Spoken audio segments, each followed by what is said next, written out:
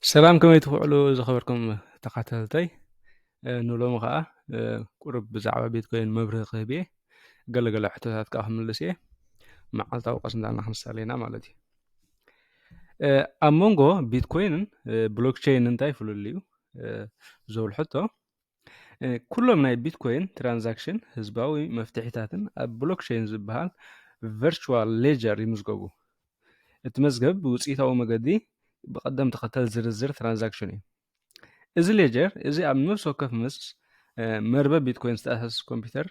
ይቐዳሕ ብልክዕ ኣብ መላእ ዓለም ሰፊሕ ናይ ኮምፒተር ሓይሊ ተጠቂምካ ድማ ብቐጻሊ ምርመርን ይውሕስን ማለት እዩ እቲ ኣምር ብሎክቸይን ሓያል ተዓጻጻፍን ኮይኑ ተረኺቡሎ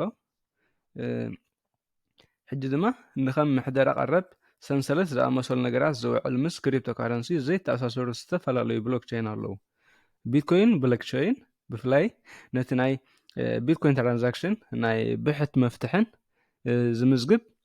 ቪርቹዋል ሌጀር የመልክት እዚ ሌጀር ኣብ ዝመፅእ ቪድዮ ከሪአኩም ተስፋ ገብር ንሕጂ ግን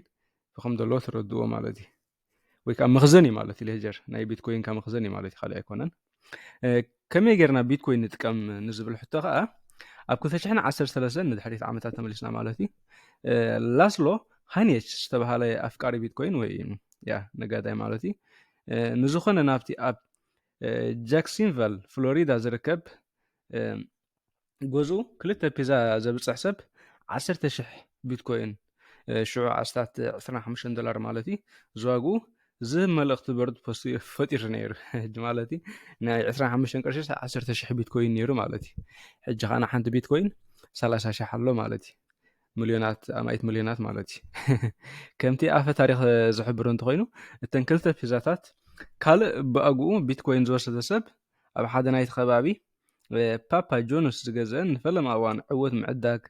ዘይ ቨርቹዋል ኣቑሑት ቢትኮይን ተጠቂመን እየን ምስጋና ይግብኦ ምክንያቱ ኣብዚ ግዜ እዚ ቢትኮይን ምጥቃም ኣዝዩ ቀሊል እዩ ሽዑ ይነበረን ቢትስ ዝጥቀሙ ወይ ቢትኮይን ዝጥቀሙ ትራንዛክሽን ካብቶም ብክሬዲት ወይ ደቢት ካርድ ዝጥቀሙ ክንድኡ ዝፍለ ኣይኮነን እንተኾነ ግን ኣብ ክንዲ ናይ ካርድ ሓበሬታ ክትእቱ ትሕተት በቃ መጠን ክፍሊትን ናይ ሸያጥ ህዝባዊ መፍትሕን ምስ ኢሜይል ኣድራሻ ዝመሳሰል ክትእቱ ትኽእል ኢኻ ማለት እዩ ብመንገዲ ናይ ቦርሳ ኣፍ ኣቢሉ ወይ ከዓ ዋለት ስማርትፎን ወይ ታብሌት ተጠቂምካ ብኣካል ትራንዛክሽን ኣብ ትገብረሉ እዋን መብዛሕትኡ ግዜ ነቲ መስርሕ ንምቅላል QR ኮድ ይቀልል ይቀልቀል ኮፒ ማለት ወይ ከዓ ትስእሎ ወይ ከዓ ኮፒ ትገብሮ ማለት እዩ ነቲ ኮድ ምስ ስካን ጌርካዮ ናይ ቦርሳ ኣፕካ ብኣውቶማቲክ ነቲ ዝምልከቶ ሓበሬታ ይእቱ ማለት እዩ ናይ ብሕት እዩ ሓደ ካብ ረባሕታት ቢትኮይን ምክፋል ከምኡ ምግባር ነቲ ክትቦ ዘለካ ውልቃዊ ሓበሬታ ዝድርት ምዃኑ እዩ እንታይ እዩ ስምካን ኣድራሻኻን ከተካፍል ዘድልየካ ግዜ ክላኣኽ ዘለዎ ኣካል ኣቑሑት ገዝእ እንትኾንካ ጥራይ ማለት እዩ ከም ያ ዝበዝሑ ዝገበነኛ ትጥቀሙሉ እዩ ኣብዚ እዋን እዚ ምክንያቱ ሽሞም ስለ ዲረ ማለት እዩ ኣጻጻፊ እዩ ቢትኮይንካ እንታይ ክትገብሮም ከም ዘለካ እንተኮይኑ እዚ ምስ ሙሉእ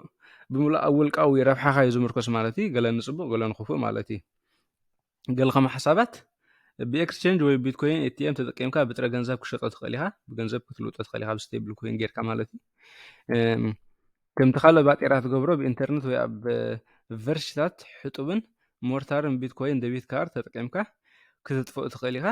ገሉ ወይ ንኩሉኩም ኣካል ናይቲ ወፍርን ዕቋርን ስትራቴጂ ክትሕዞ እውን ትኽእል ኢኻ ናብ ልብኻ ዝቐረበ ክትመርፅ ትኽእል ኢኻ ረኣዮ ሚን ንዓኻ ዝቐለካ ከምኡን ዕቱብ ባጀትን ዘይተፈፀመ ሕልሚ ጠፈርተኛታትን እንተሃሊካ ሪቻርድ ብራንሰን ሰርሓ ጆርጅ ጋላክቲክ ኣብ ሓደ ካብቲ ኣብ ቀረብ እዋን ዝገበረቶ ልኡኾታት ህዋ ቱሪዝም ክትነፍሕ ዕድል ንምርካብ ንቤተሰብ ሓጎስ ተቐበሎ ያ ኣብዚ ከምኡ ይብል ዘሎ መፅሓቂ ግን ደሓን ብሰንኪ ምስጢራዊ ባህሪ ናይቲ ምርባብ ቢትኮይን ክፍሊት ቢትኮይን ብመሰረቱ ካብ መደበኛ ትራንዛክሽን ደቢት ክሬዲት ካርድ ዝያዳ ውሕሲ ማለት እዩ ንሎሚ كينوا حالكم حصر كبلولكم مخنياتو عبد مصر فيديوهات كاريكم كمي غير كاتعدك كمي غير كاتشيت كله قص بقص كاريكم صاحب شعوغن دحن قني مالتي